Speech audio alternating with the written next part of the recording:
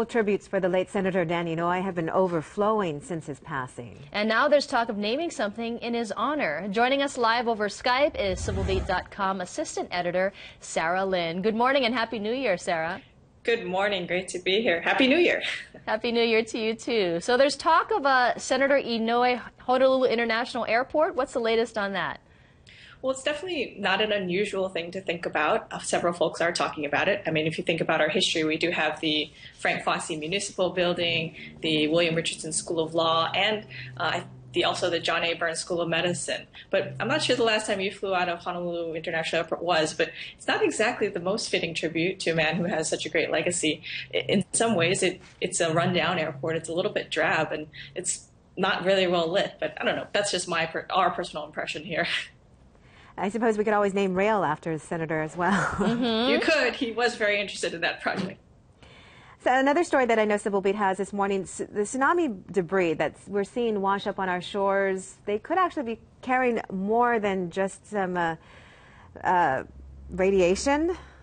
It could be more than just Japanese writing on pieces floating, for sure. I mean, one thing that the DLNR, the Department of Land and Natural Resources, is really worried about is these little critters who catch a ride or hitch a ride over on the way. The most recent boat that washed up around Christmas Eve in Punaluu was covered with invasive mussels. And one of the problems is that really just isn't any money for DLNR to clean up what it needs to. And we're really only beginning to see the beginning of this wave coming. And they're saying that if we just don't nip the problem in the bud, the invasive species, if they take hold here, could cost even more money. Everything always seems to come down to money, don't you think? That's all we're talking about nowadays. Absolutely. You're talking about the airport and you're talking about debris. It all costs money. And speaking about money, okay, so they made a deal on those Fiscal Cliff negotiations, but there's still a lot of impacts to the islands. Can you talk about that? Sure. So I think one really good way to look at the Fiscal Cliff, and yes, they did come to a last-minute 11th hour deal, but it was really a great fire drill for Hawaii. Hawaii had to look at the fact that it might lose $45 million worth of federal funding.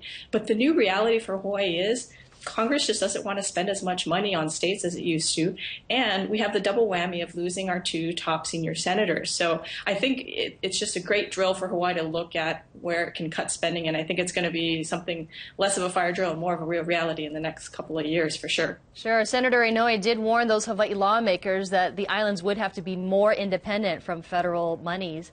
Sarah, thank you so much for joining us. Thanks. It was great to be with you guys today.